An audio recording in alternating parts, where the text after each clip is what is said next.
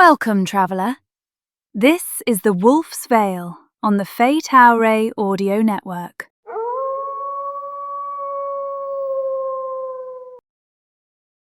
The morning garden paths of the Pack compound glistened with dew, neat rows of herbs and flowers lining the stone walkways. Ansley Hale walked slowly through them, hands loose at her sides, letting the tips of her fingers brush the lavender as she passed.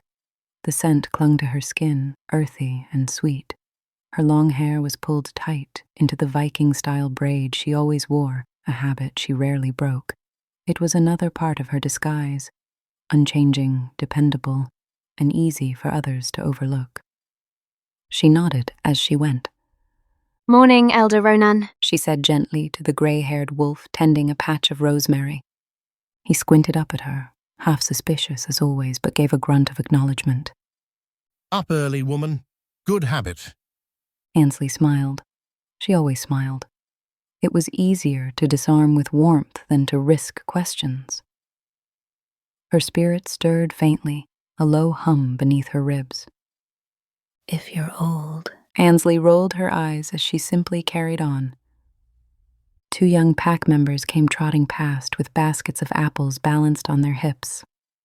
"Morning, Ansley," one called cheerfully. "Morning," she returned, dipping her head as if the rhythm of belonging came naturally. After months here, it almost did. Almost. "Ansley!" The voice was bright and familiar, and Ansley turned just in time to see Lira bounding down the path. The other woman's curls bounced wildly, her grin wide, eyes shining like she'd already had 3 cups of coffee. Lira never walked when she could run, never whispered when she could shout. She was the first person in this pack who had opened her arms and said, "Stay." "You'll wear a groove in the garden stones one of these days," Lira teased, slipping her arm through Ansley's as if it belonged there. Ansley allowed herself a softer smile, one that wasn't so rehearsed. "Better the gardens than the training ring. At least flowers don't bruise." Lira laughed, a bubbling sound that seemed to lift the morning with it. "Come on, Hale. You can't avoid sparring forever." "I'm not avoiding," Ansley lied smoothly. "I'm conserving energy." Uh-huh. And I suppose conserving energy means beating me last week and pretending it was an accident. "That was luck." It was skill. And I won't have you pretending otherwise. Training ring. Now. Ansley opened her mouth to protest, but Lira had already tugged her down the path, her arm hooked firmly. Ansley gave in with a sigh. Her spirit whispered again. Don't draw attention this time. Stay careful. The training ring was already alive with movement. Young wolves sparred in pairs while older pack members shouted advice. Dust rose beneath bare feet. The air hummed with laughter, growls, and the occasional bark of pain. Wolves shifted in and out of form with ease. Ansley stood just outside it, watching, silent as always. Lira marched Ansley straight to the center and clapped her hands. "Pairing off!" she shouted. "And I've got Hale." A chorus of mock groans followed. "Lucky Lira," someone called. "She's quicker than she looks." Ansley ducked her head, heat crawling into her cheeks, though she forced her lips into a wry grin. Blending in meant accepting the banter. "Ready?" Lira grinned, already bouncing on her toes. "As I'll ever be," Ansley said. They circled each other. Ansley kept her stance easy, her movements measured. Lira lunged first, aiming for Ansley's shoulder. Ansley sidestepped neatly, letting the strike glance past. "Always so careful," Lira teased. "You fight like you're afraid to break me." "Maybe I am." Ansley deflected a second strike, her body flowing on instinct, her movements sharp and certain, evenly matched to Lira's speed and strength.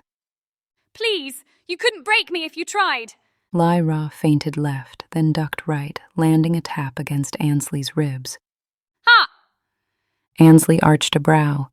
"Congratulations. You grazed me." "That's 1 point." Lira winked. "Want to make it 2? They clashed again, this time faster. The sound of feet scuffing against dirt, The breathless exchange of laughter and taunts, the ring of onlookers egging them on, it all wrapped Ansley in a strange warmth. She was good at this, not just the fighting but the pretending. If she thought too hard about it, her chest ached with the want for it to be real. Lira launched another strike. Ansley caught her wrist, twisted, and in one smooth motion flipped her onto the dirt. Gasps and laughter erupted around them. Lucky. Ansley said lightly, releasing her hand. Liar! Lira groaned, though her grin was wide as she rolled to her feet. You're holding back. I can feel it. Ansley froze for a fraction of a second. Her practiced mask snapped back into place. Holding back? She shrugged. Or maybe you're just getting sloppy. That earned her another laugh from the ring, and Lira smirked. Fine. Next time, I'll prove it. Looking forward to it. They sparred until their chests heaved, until dust coated their arms and sweat plastered hair to their temples. Finally, someone called the session done, and the ring began to break apart into chattering groups. Ansley and Lira collapsed against the fence, panting. Lira nudged her shoulder. See, that wasn't so bad. You're relentless. And you secretly like it. Ansley chuckled, low and quiet. Maybe. For a moment they sat in silence, watching pups chase each other across the far side of the training grounds. Lira stretched her legs, eyes dreamy. One day, I'm going to be on patrol. Not just border duty, the real patrols. Protecting the pack, making a difference. You already do, Ansley murmured. Lira laughed softly. Says the mysterious Hale. You never talk about yourself, you know. Sometimes I think you're hiding something from me. Ansley's smile didn't waver, though her stomach nodded. Maybe I'm just boring. You? Never. Lira shook her head, curls bouncing. One of these days I'll get the truth out of you. Ansley only smiled again, and inside she whispered the truth she could never say aloud. If you ever do, you will kill me. The day wound down into evening. Ansley wandered back through the gardens alone, the fading light soft against the petals, the air heavy with lavender and mint. Her body was tired from sparring, but it was a good tired, the kind that came from laughter and belonging.